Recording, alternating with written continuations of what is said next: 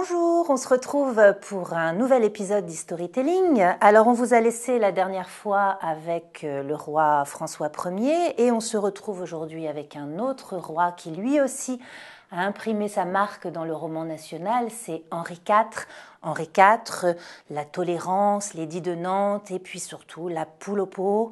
Alors voilà, on va essayer de vous parler un petit peu de ce roi et on va commencer comme d'habitude par notre petit Lavis préféré pour voir comment ce roi Henri IV apparaît justement dans le roman national. Alors Henri IV, vous allez voir défiler là un certain nombre de pages. C'est un roi qui est présenté comme déjà enfant, un enfant très très vif, un enfant voilà qui était très souriant, très plein de vie. Alors déjà ça, on sait que c'est absolument faux. Il était totalement malingre, chétif. On ne savait pas s'il allait survivre. Il est né au château de Pau et on raconte un certain nombre d'éléments sur sa vie et qui sont les éléments qui vont en fait forger sa légende. Le premier, c'est lors d'une bataille, la bataille d'Ivry dans l'Eure, en Normandie, où il aurait harangué ses troupes en disant « Ne perdez pas de vue mon panache ». Le panache, vous le voyez là, le panache avec une plume que l'on présente aujourd'hui comme une plume blanche, alors qu'on ne savait pas justement si elle était blanche. Oui, mais il y a la question du cheval, parce qu'il paraît que le cheval était blanc. Non, alors tu dois me poser la question de quelle couleur était le cheval blanc d'Henri IV. De quelle couleur était le cheval blanc d'Henri IV? Et donc moi je réponds blanc évidemment. Et bien en fait non. Et non, il était gris. Et ça c'est, paraît-il, une blague qu'il aurait faite à Sully. C'est pareil, on n'en a strictement aucune idée. Mais il était moqueur. Tout le monde se pose la question de cette couleur du cheval blanc et de l'origine. Sans doute est-ce que ça vient de son panache blanc. C'est aussi un roi qui, on le retient pour avoir dit qu'il fallait que les paysans aient tous les dimanches une poule au pot. Donc on reviendra aussi là-dessus. Et puis enfin, c'est un roi qui est très tolérant, c'est celui qui a mis en place le fameux édit de Nantes, qui tolère la présence protestante dans le royaume de France. Et puis surtout, alors ça a fait rêver des générations entières d'enfants, c'est le roi assassiné par Ravaillac. Ravaillac, ce fou, complètement fou allié qui arrive un jour alors que le roi est dans le carrosse et que la veille il s'était dit « c'est bizarre, j'ai l'impression qu'il va m'arriver quelque chose ». Et donc il le tue, le poignarde dans le carrosse et c'est resté évidemment absolument légendaire. Alors, comme à notre habitude, nous allons détricoter un petit peu tout ça et revenir un petit peu sur les jalons historiques de ce personnage qui de fait est un personnage important de l'histoire de France. Henri IV, c'était qui? C'était le fils de Jeanne d'Albret, dont vous voyez le portrait ici. Jeanne d'Albret était une huguenote, c'est-à-dire une protestante. C'était la nièce justement de François Ier dont on a parlé la dernière fois. Et c'était aussi le fils de Antoine de Bourbon, donc de la famille des Bourbons, c'est-à-dire de la famille des Capétiens, alors que la royauté est tenue par les Valois. C'est donc un prince de sang. C'est un cousin éloigné et qui a toujours autour de lui ce risque de prendre le pouvoir, c'est-à-dire au fond d'un retour de la monarchie capétienne. Et c'est ce qui fait qu'il provoque un certain nombre de suspicions. Le contexte historique maintenant. Alors le contexte historique, généralement on dit c'est les guerres de religion. Les guerres de religion, c'est évidemment un peu plus compliqué que ça, c'est tellement compliqué qu'on ne va pas rentrer dans les détails, mais enfin grosso modo, la guerre de religion c'est une guerre civile, c'est une guerre qui est autant politique que religieuse. La religion au XVIe siècle n'a pas le même statut du tout qu'aujourd'hui. C'est donc une guerre qui en fait traduit un affaiblissement du pouvoir royal et des velléités de telle ou telle faction, de telle ou telle ligue, on disait, pour prendre le pouvoir. Toujours est-il que c'est extrêmement vif dans le royaume.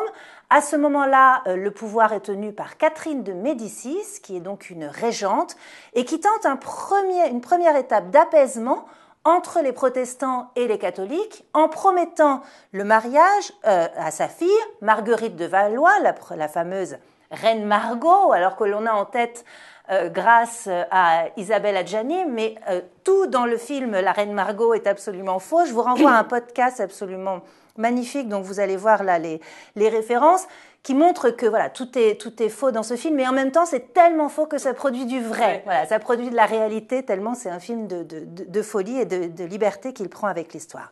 Bref, donc elle promet qu'elle va marier sa fille Marguerite de Valois à Henri de Navarre, notre futur Henri IV.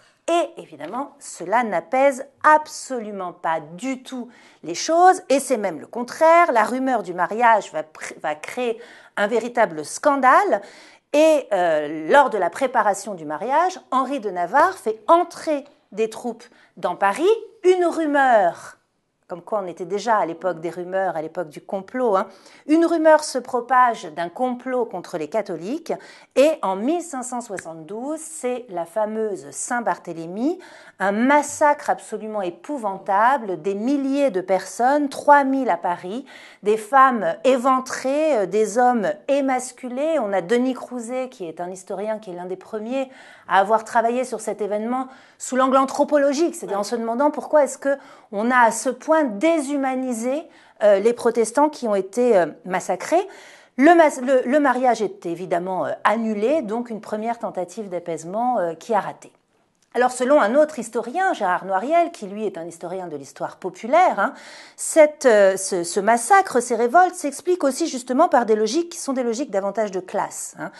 On a une dégradation des conditions de vie des classes populaires, les villes sont surpeuplées, il y a des problèmes de logement, de promiscuité, et tout cela, explique-t-il, provoque quelque chose qui est assez finalement encore très contemporain, c'est-à-dire un phénomène de bouc émissarisation de l'autre, des étrangers, en l'occurrence là, des juifs et des protestants. Donc une haine absolument énorme contre les protestants et qui s'incarne aussi dans ces gestes de mutilation de corps, comme s'il fallait absolument se débarrasser, y compris de leur humanité.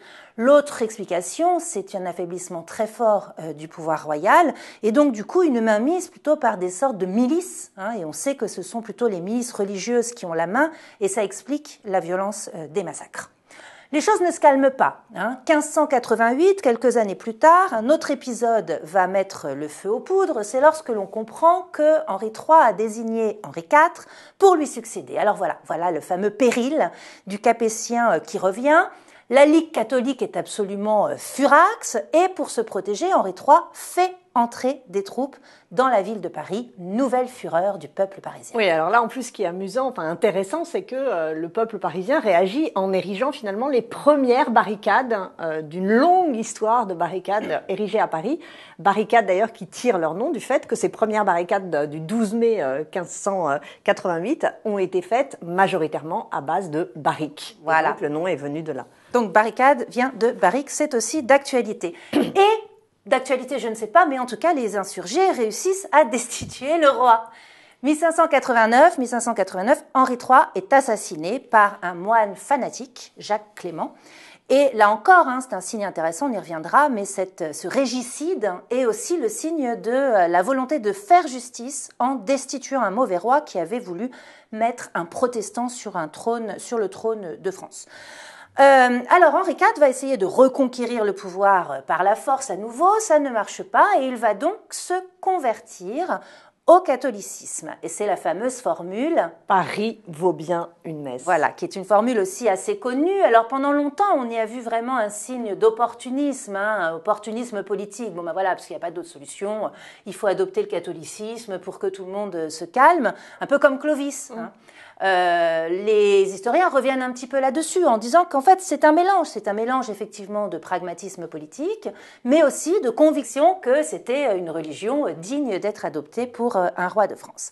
Et 4 ans plus tard, il signe le fameux édit de Nantes 1598. Alors cet édit de Nantes que on présente, on l'a vu dans le Lavis, c'est généralement comme un édit de tolérance, alors qu'en fait, on a quand même largement montré depuis que c'est autrement plus complexe. Oui, alors là c'est vraiment le truc. Aujourd'hui encore, évidemment on n'enseigne plus le petit Lavis, mais aujourd'hui encore, l'édit de Nantes est présenté comme l'édit de tolérance, celui qui va permettre aux protestants de vivre en toute liberté, de pratiquer leur religion en toute liberté sur le royaume de France. Là encore, les historiens ont un peu travaillé sur le sujet, notamment Jérémy Foa, auquel je vous renvoie, qui était présent dans le podcast de tout à l'heure, et qui précise bien que c'est plus compliqué que ça. D'abord, le mot tolérance, il n'est pas dans le texte. Et par ailleurs, c'est un édit qui certes admet la liberté de conscience, l'accès aux charges publiques pour les protestants, mais qui en même temps passe sous la coupe de l'État français la religion protestante. Donc en fait, c'est aussi un texte qui va davantage montrer la centralisation administrative, un pouvoir qui s'impose, et d'une certaine manière, on a là un texte qui pose les jalons, on va dire, d'une forme de monarchie assez autoritaire, qui a réussi ce coup de maître de faire passer sous sa coupe le culte protestant. Bon, puis par ailleurs, c'est pas un édit de tolérance. Des édits de tolérance, il y en avait eu avant, hein, et Jérémie Foix dit même que, après tout, c'est peut-être le plus dur, c'est le moins tolérant en fait des édits de tolérance qui avaient eu lieu avant. Donc, c'est pas un édit de tolérance. Alors, maintenant, la question importante, la poule au pot. La poule au pot. Alors la poule au pot a un peu disparu de notre légende sur le récit national d'Henri IV. Mais enfin, grosso modo, on peut quand même se demander d'où elle vient, hein, cette idée de la poule au pot. Alors, parmi les réformes qu'Henri IV a voulu mettre en place, il y a une réforme économique absolument majeure. Hein, il avait bien compris que la question sociale, comme on dit aujourd'hui, était au centre aussi des problèmes, et il avait donc confié à l'agronome Olivier de Serres, dont on va voir ici le titre de l'œuvre, la responsabilité de repenser une sorte de réforme agricole, hein, pour relancer un petit peu les productions agricoles, etc. D'où d'ailleurs l'expression qu'on lui prête, labourage et pâturage sont les deux mamelles de la France. Voilà, labourage et pâturage, les deux mamelles de la France. Alors, on dit effectivement, mais on ne sait pas si c'est vrai, hein, qu'il aurait dit, Henri IV, qu'il faut tous les dimanches que les paysans aient une poule au pot dans leur pot. On ne sait pas si cette légende est vraie. Ce que l'on sait en revanche, c'est que ces relances agricoles, ces relances économiques, c'est vraiment de la demi-mesure. C'est-à-dire que d'un côté, il y a vraiment eu en effet un volontarisme pour relancer l'économie. Il y a eu une baisse de certains impôts, alors qui a été compensée par une augmentation d'autres, notamment la gabelle, l'impôt sur le sel. Et il y a eu effectivement une volonté de généraliser des pratiques agricoles qui soient plus fructueuses. Mais les historiens ont montré aujourd'hui qu'en réalité, c'est surtout par la relance des petites industries et du petit artisanat dans les villes qu'il y a eu, en effet, c'est indéniable, une relance économique. La production agricole, elle a été faite de façon assez naturelle, tout simplement parce qu'il y avait moins de conflits. Et donc, voilà, les paysans avaient des champs qui étaient un petit peu libres des incursions, on va dire, militaires. Donc, il y a eu effectivement une relance économique, mais les paysans ont quand même continué à vivre dans une situation assez précaire. Alors finalement, on en arrive à cette fin triste, hein. Ravaillac, l'assassinat, le carrosse. Alors oui, ça c'est vrai, hein. Effectivement, on a un personnage qui est arrivé un jour et qui, dans le carrosse, qui a poignardé Henri IV dans son carrosse. Ce qui est en revanche moins vrai, comme toujours, c'est évidemment l'interprétation. D'abord, c'était pas un fou furieux, hirsute qui passait par là. C'était un religieux, hein, c'était un religieux catholique et qui ne supportait pas la rumeur que la guerre allait reprendre contre les pays catholiques et en particulier contre l'Espagne. Pour lui, c'était une traîtrise. Et ce qu'il y a de très intéressant là-dedans, c'est ce que raconte un historien ce que raconte Joël Cornette, par exemple. Ravaillac est immédiatement arrêté. Hein. Il est arrêté, il est torturé, il meurt écartelé, tout ça on le sait. Donc là, vous avez une image aussi. Et on a gardé, c'est souvent le cas, hein, c'est des archives évidemment qui sont absolument magnifiques et précieuses. On a gardé les pièces justement de ces interrogatoires. Et en fait, ce qui apparaît, c'est qu'il est en effet pénétré de mysticisme, hein, on peut dire. Donc il a un esprit brouillé, il a des rêves de justice, en fait, presque de justice eschatologique, qui va remettre droit le monde. Et ça, c'est quelque chose qui est très répandu, en fait, en ce XVIe siècle. Cette idée, c'est même répandu dans les textes religieux, hein, cette idée qu'il y aurait une légitimité à se débarrasser d'un roi lorsque ce roi est trop tyrannique. Et ce que fait Ravaillac avec ce régicide, hein, lorsqu'il assassine ce roi, c'est que finalement, il a le sentiment de faire un geste juste.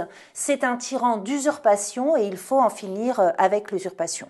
Alors ça provoque l'inverse en réalité, ça provoque au contraire la réaffirmation de la fidélité des sujets au roi, alors que Ravaillac était persuadé... La stupeur en fait. Oui, alors que Ravaillac était persuadé, comme Jacques Clément avec Henri III, que le peuple allait le suivre, hein, c'est-à-dire que un geste juste avait été fait, donc on est en accord avec ça. Ça provoque le contraire, il y a une vraie réaffirmation de la fidélité au pouvoir royal, et notamment lorsque les États généraux sont réunis en 1614-1615, pour la dernière fois, pour la dernière fois avant 1789. Avant 1789. Ouais.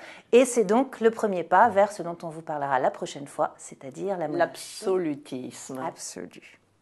À très bientôt.